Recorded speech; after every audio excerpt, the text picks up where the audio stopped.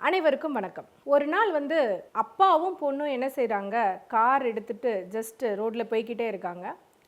அப்படி போயிட்டே இருக்கும்போது பார்த்தீங்கன்னா, அவங்களுக்கு பின்னாடி நிறைய பேர் வந்துட்டுருக்காங்க. டூ வீலரில், காரில் அப்படின்னு நிறைய பேர் வந்துகிட்டே இருக்காங்க. திடீர்னு வந்து என்ன ஆகுதுன்னா, அந்த இடத்துல வந்து ஒரு சைக்ளோன் ஃபார்ம் ஆகுது. ஸோ அப்படி ஒரு சைக்ளோன் ஃபார்ம் ஆகி அந்த புயல் வந்து கொஞ்சம் வேகமாக அடிக்க ஆரம்பித்த உடனே என்ன செய்கிறாங்க, எல்லாரும் அப்படியே நின்றுடுறாங்க, இல்லைன்னா பின்னோக்கி போக ஆரம்பிக்கிறாங்க. சைக்ளோன்கிறது மூவ் ஆகிட்டே இருக்கும் இல்லையா? அப்போது இந்த பொண்ணும் பயந்து போய் என்ன செய்கிறாங்கன்னா, நம்ம வந்து என்ன பண்ணலாம், எல்லாருமே பின்னாடி போகிறாங்களே, நம்மளும் பின்னாடி போகலாமா அப்படின்னு யோசிக்கும்போது அந்த பொண்ணோட அப்பா வந்து சொல்கிறாரு, இல்லை இல்லை, நீ முன்னாடி போ, just go on, move front அப்படின்னு சொல்லிட்டு சொல்கிறாரு. என்னால் முடியலை, எனக்கு வந்து ஃப்ரண்ட்டில் என்ன செய்ய முடியல, ட்ரைவ் பண்ண முடியலை, எதிர் காற்று அடிக்குது அப்படின்னும் போது பரவாயில்ல, நீ முயற்சி பண்ணு, உன்னோட எஃபர்ட்டை போடு அப்படின்னு சொல்லிட்டு என்ன செய்கிறாங்க, முன்ன அழுத்து அப்படின்னு சொல்லும்போது ஓகே நம்ம அப்பா சொல்கிறாங்க இல்லையா, நம்ம கேட்கலாம் அப்படின்னு சொல்லிட்டு அதை அக்செப்ட் பண்ணிக்கிட்டு என்ன செய்கிறாங்க, அந்த பொண்ணும் முன்னோக்கி போக நகர ஆரம்பிக்கிறாங்க. ரொம்ப மெதுவான நகருதல் தான், ஆனால் நகர்ந்துட்டே இருக்காங்க. ஒரு கொஞ்சம் தூரம் கழித்து பார்த்தா அவங்க அந்த புயலை கடந்து வந்துட்டாங்க. மற்றவங்கெல்லாம் என்ன செய்துட்டு இருந்தாங்கன்னா, அந்த புயல் கூடயே அங்கேயே நின்றுட்டு விளையாடிட்டு இருந்தாங்க.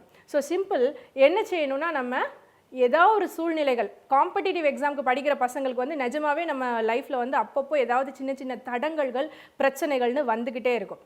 அந்த மாதிரியெல்லாம் வரும்போது சோர்ந்து போய் இதோட முடிஞ்சதுடா, நம்ம தூக்கி வச்சிடலாம், இதெல்லாம் நமக்கு தேவையில்லை அப்படின்னு சொல்லி நிப்பாட்டிடாமல் என்ன செய்யணும்னா, அதை கடந்து வரணும். Just move on, just pass on towards it. அப்படி நீங்கள் பாஸ் பண்ணி வந்துட்டிங்கன்னா அதை கடந்து வந்துட்டு நீங்கள் வெற்றியையும் அடைஞ்சிருவீங்க. சரியா? போட்டித் தேர்வுகளுக்கு படிக்கிறவங்க இந்த மாதிரி விஷயங்களை கண்டிப்பாக ஞாபகத்தில் வச்சுட்டு படிங்க. All the best for your preparation. So இன்றைக்கி நம்ம பார்க்க போகிற டாபிக் என்னன்னு சொல்லி பார்த்தோம்னா, goods and service tax. Goods and service tax அந்த வார்த்தையிலே இருக்குது. இது ஒரு வரி தான், இருந்தாலும் ஏன் இதை வந்து ஒரு தனி டாப்பிக்காக படிக்கிறோம் டேக்ஸுக்கு கீழே இல்லாமல் அப்படின்னா, ஏன்னா இட்ஸ் நியூ. ஸோ நியூவாக இருக்கும்போது எப்போவுமே வந்து நமக்கு கரண்ட் அஃபேர்ஸில் அது சம்மந்தமாக நிறைய கேள்விகள் கேட்பாங்கங்கிறதுனால புதுசாக ஃபார்முலேட் பண்ணதுனால கண்டிப்பாக அதை வந்து நம்ம டீட்டெயில்டாக படித்தாகணும். அதுக்காக தான். So goods and service tax என்னது? வரி தான். எதற்கான வரி? குட்ஸ்னா பொருட்கள், சர்வீசஸ்னா சேவைகள். ஸோ பொருட்கள் மற்றும் சேவைகள் மீதான விதிக்கப்படக்கூடிய வரி, அதுக்கு பேர் தான் குட்ஸ் அண்ட் சர்வீஸ் டேக்ஸ். இதோட இம்பார்ட்டன்ஸ் என்ன, எப்படி இந்த ஜிஎஸ்டி வந்து ஃபிக்ஸ் பண்ணுறாங்க, இது எல்லாமே நம்ம இப்போது பார்க்கலாம். So goods and service tax and indirect tax ஏன் அப்படின்னு சொல்லி கேட்டால், டைரக்ட் டேக்ஸ்னால் என்னென்ன நம்ம ஏற்கனவே படிச்சிருக்கோம் வேறு செஷனில். ஸோ டைரக்ட் டேக்ஸ்னால் என்னது? நேரடியாக நான் கட்ட வேண்டிய வரியை நானே என்னோட சம்பாத்தியத்திலேருந்து, என்னோட வருமானத்திலேருந்து கட்டினேன்னா அதுக்கு பேர் என்னது? Direct tax. For example, income tax and corporate tax, இது எல்லாமே டைரக்ட் டேக்ஸில் வரும். அப்போது இன்டைரக்ட் டேக்ஸ் அப்படின்னா என்னது? கட்டுறது என்னமோ நான் தான், ஆனால் நான் யார்கிட்ட அதை வசூல் பண்ணுவேன்? அந்த சேவையை வாங்குபவங்க கிட்ட இருந்தோம், அந்த பொருட்களை வாங்குபவங்க கிட்ட இருந்தோம் நான் வந்து என்ன செய்திருவேன்? வசூல் பண்ணிடுவேன். ஸோ கஸ்டமர் கிட்ட இருந்து வாங்கி அதை நான் யாருக்கு கட்டுவேன்? கவர்மெண்ட்டுக்கு கட்டுவேன். அப்போது இது வந்து இன்டைரக்ட் டேக்ஸ். அவ்வளோதான். So GST was past in parliament on 29th March 2017.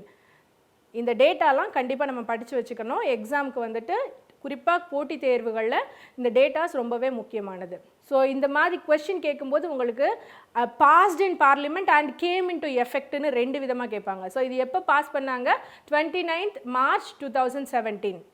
And 29th Marchங்கிறது கிட்டத்தட்ட இயர் எண்டு இல்லையா? Annual year end, economic year end.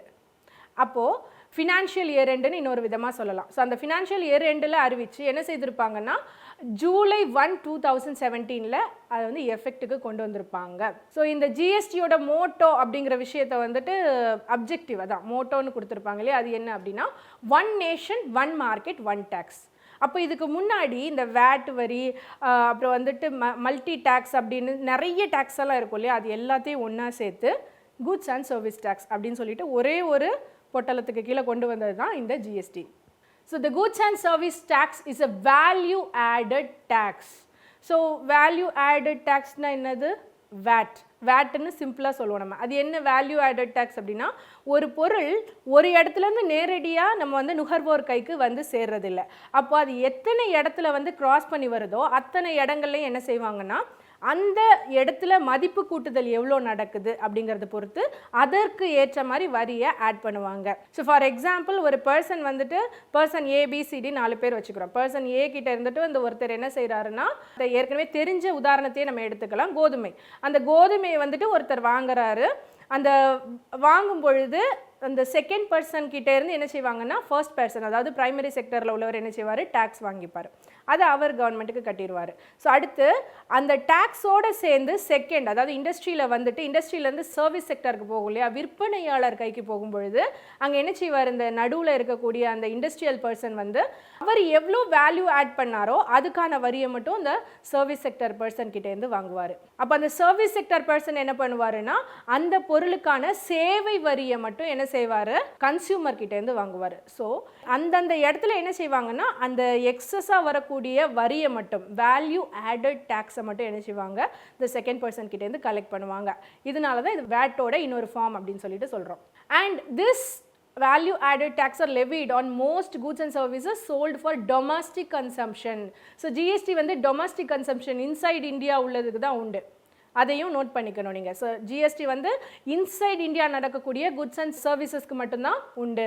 The GST is paid by consumers but it is remitted to the government by business selling persons.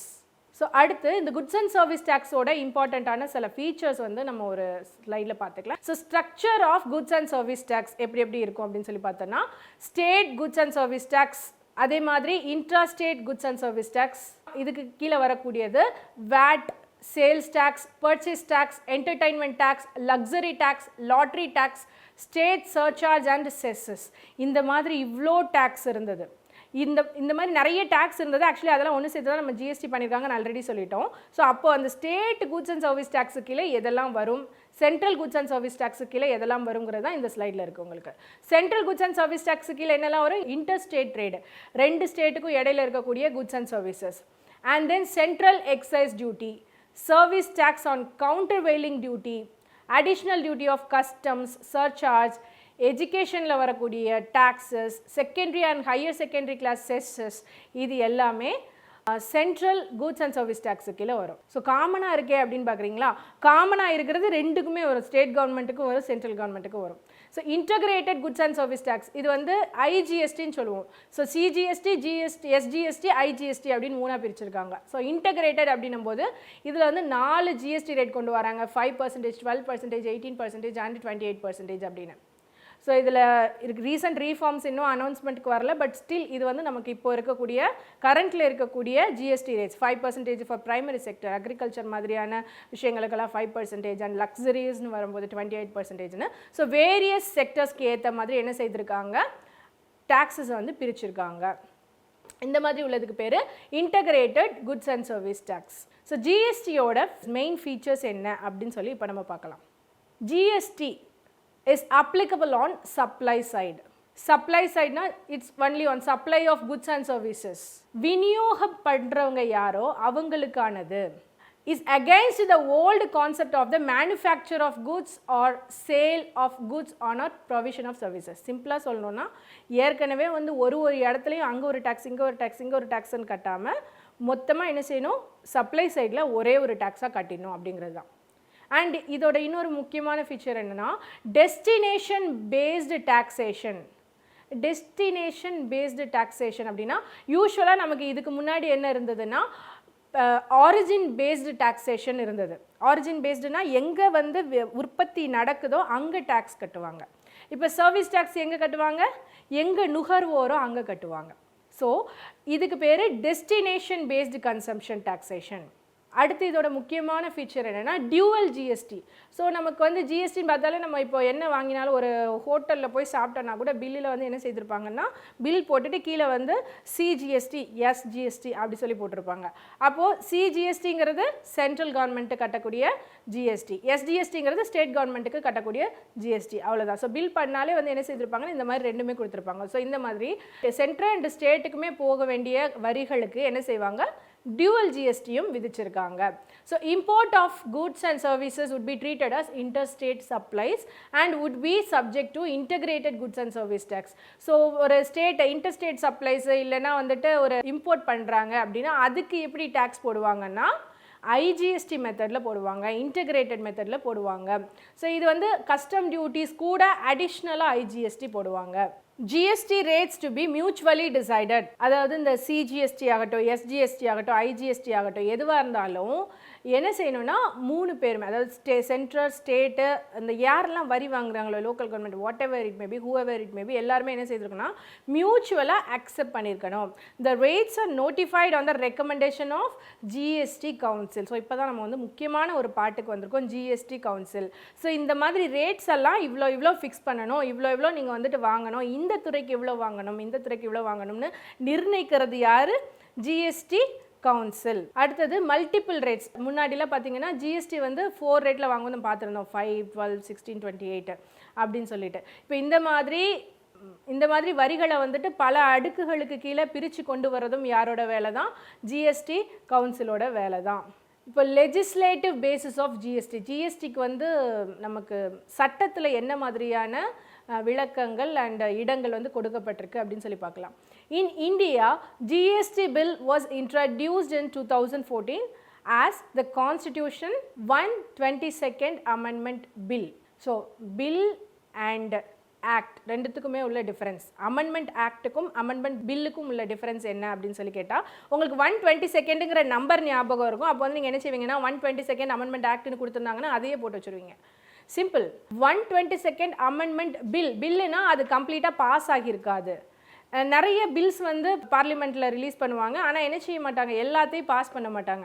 அப்படி pass பண்ணாமல் விட்டதெல்லாம் இருக்கும் இல்லையா, அது எல்லாமே ஆனால் bill கணக்கில் தான் வரும். ஸோ அப்படி வந்த 122nd அமெண்ட்மெண்ட் பில்லு தான் ஜிஎஸ்டி பில். அப்படி பாஸ் ஆனது கம்ப்ளீட்டாக ஓகேன்னு சொல்லிட்டு பார்லிமெண்ட்டில் லோக்சபா அண்ட் ராஜ்யசபா வந்து ஓகே பண்ணி பாஸ் பண்ணதை என்னன்னு சொல்லுவோம்னா ஆக்ட் அப்படின்னு சொல்லுவோம், அதாவது சட்டம்னு சொல்லுவோம். அப்போ இது 2016 என்ன செய்கிறாங்கன்னா ராஜ்யசபா மூலமாக என்ன செய்கிறாங்க, அமெண்ட்மெண்ட் ஆக்ட். எந்த அமெண்ட்மெண்ட் ஆக்ட்? 122nd கிடையாது, 101 அமெண்ட்மெண்ட் ஆக்ட் மூலமாக இந்த ஜிஎஸ்டியை உள்ளே கொண்டு வராங்க. அடுத்து central GST to cover excise duty, service tax, state GST to cover VAT tax. சிம்பிளாக சொல்லணும், ஒரு 1 லைன் ப்ரிசைஸ் அப்படின்னு சொல்லணும்னா சென்ட்ரல் ஜிஎஸ்டி வந்து எக்ஸைஸ் டியூட்டி, சர்வீஸ் டேக்ஸ் இந்த மாதிரி விஷயங்கள்லாம் கவர் பண்ணும். ஸ்டேட் ஜிஎஸ்டி வந்து வேல்யூ ஆடட் டேக்ஸை கவர் பண்ணும். சிம்பிள். ஸோ லக்ஸரி டேக்ஸ் இதெல்லாம் வந்துட்டு ஜிஎஸ்டி கீழே தான் வரக்கூடியது. Integrated GST to cover interstate trade. IGST is not a tax but a system. So இது எல்லாமே எங்கே கொடுத்துருக்காங்கன்னா நம்மளோட கான்ஸ்டிடியூஷனில் வந்து கொடுத்துருக்காங்க. ஸோ ஆர்டிகல் 246A என்ன சொல்லுது அப்படின்னு சொல்லி பார்த்தோன்னா, state have the power to tax goods and services. மாநிலங்களுக்கு அதிகாரம் உள்ளது, பொருட்கள் மற்றும் சேவை மீது வரி விதிக்க மாநிலங்களுக்கும் அதிகாரம் உள்ளது.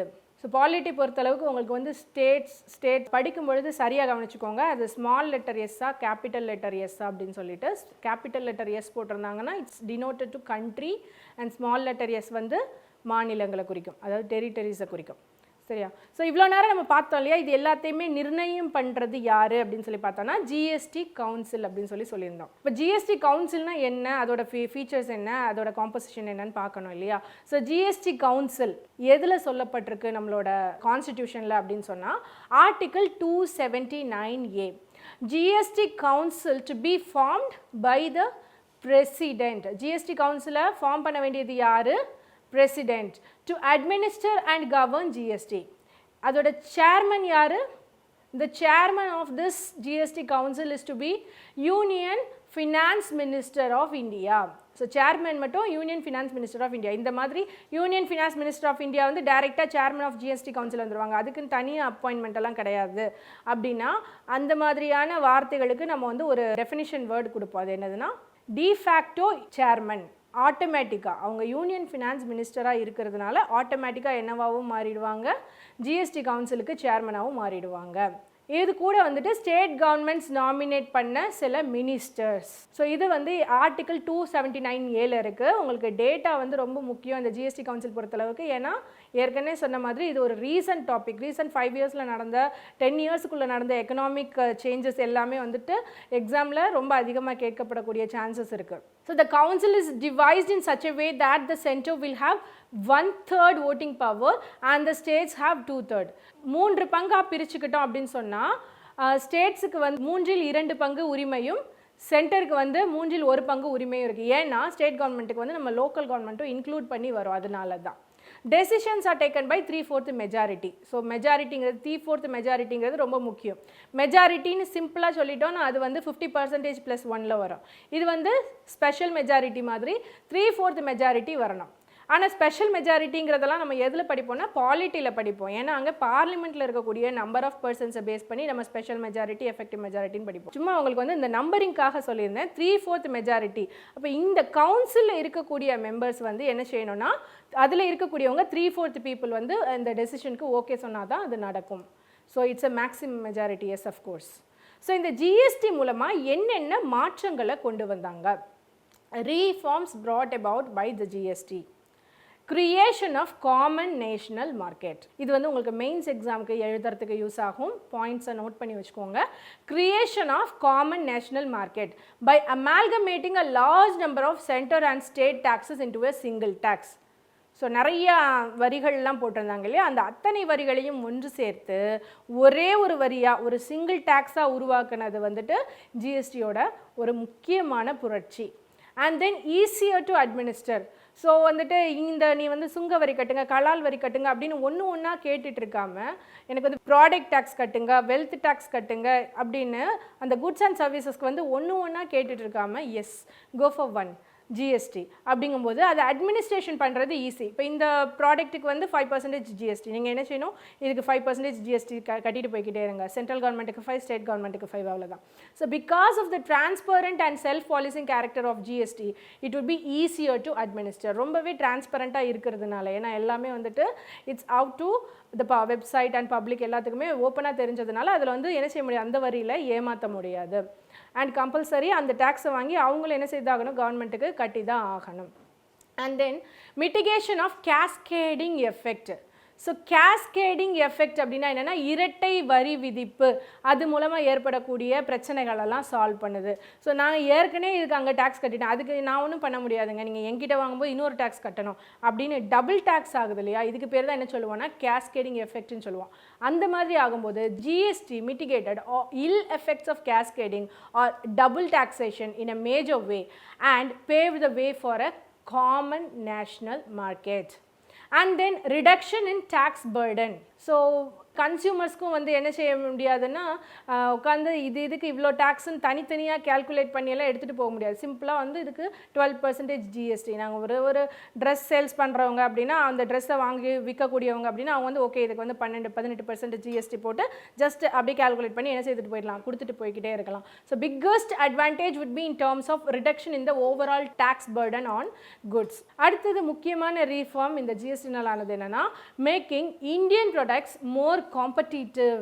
ஸோ எப்படி இந்தியன் ப்ராடக்ட்ஸ் மோர் காம்படிட்டிவ் ஆச்சுன்னா ஆல்வேஸ் நம்ம மக்களுக்கு ஈஸியாக ஒரு விஷயத்தை செய்ய முடியும்னா அப்போ அந்த விஷயத்தை நோக்கி தான் என்ன செய்வாங்க, எல்லாருமே போவாங்க. இப்போ introduction of GST is making Indian products more competitive in the domestic as well as international markets owing to the full neutralization of input taxes.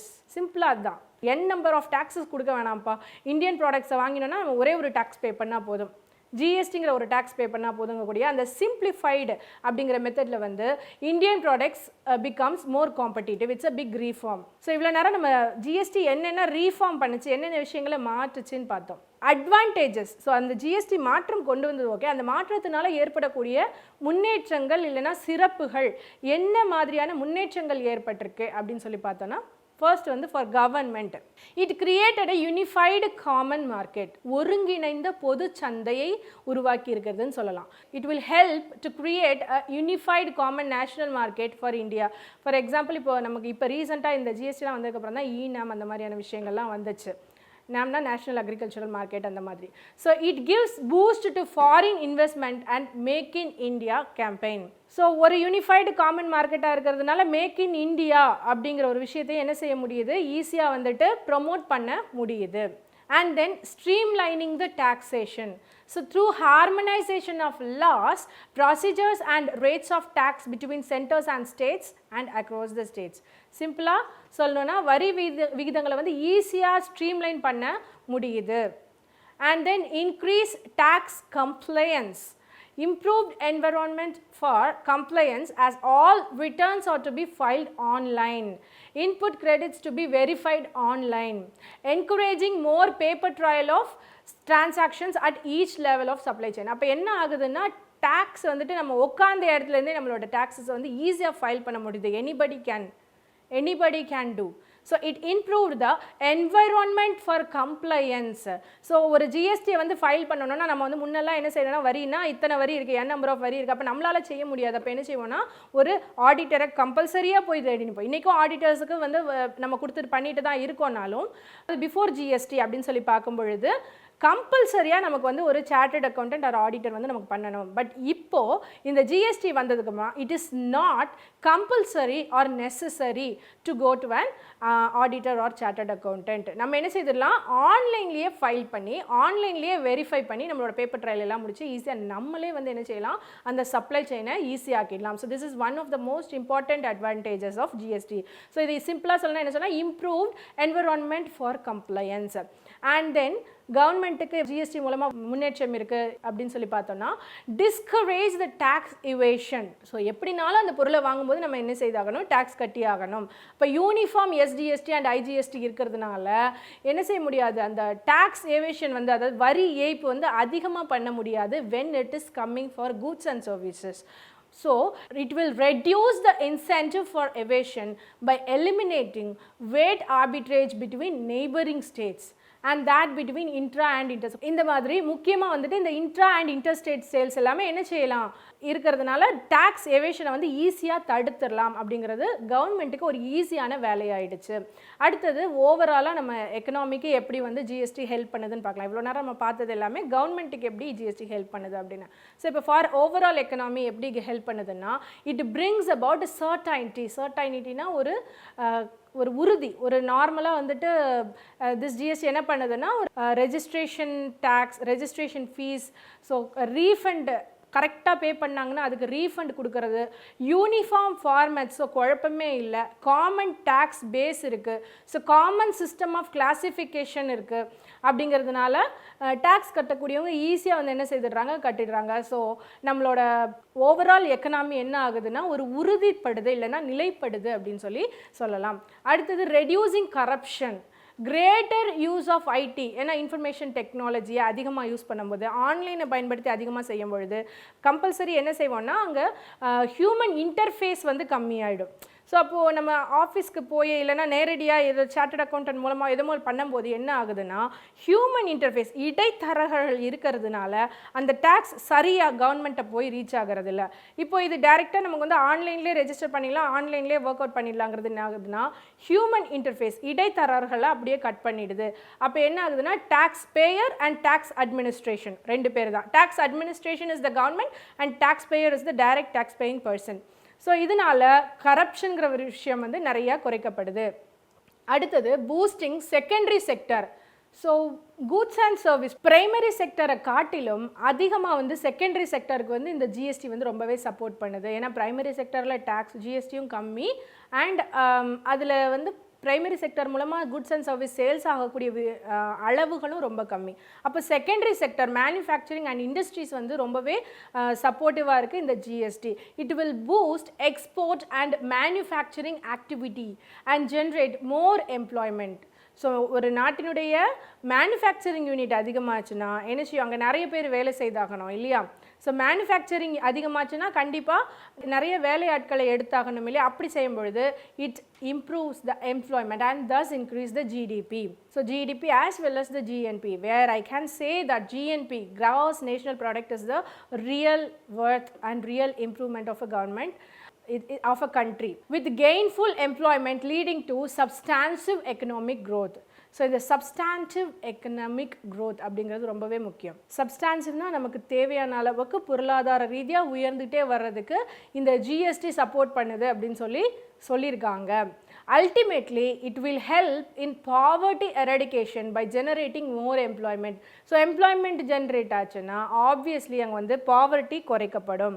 So, more financial resources உருவாகும். Poverty குறைஞ்சா financial resources எல்லாரும் வேலைக்கு போவாங்க, எல்லாரும் வேலைக்கு போனால் எல்லாரும் சம்பாதிப்பாங்க, எல்லாரும் சம்பாதிச்சா எல்லாரும் வரி கட்டுவாங்க, எல்லாரும் வரி கட்டினா கவர்மெண்ட்டுக்கு வருமானம் ஏறும், வருமானம் ஏறும் பொழுது நாட்டினுடைய பொருளாதார நிலை உயரும்.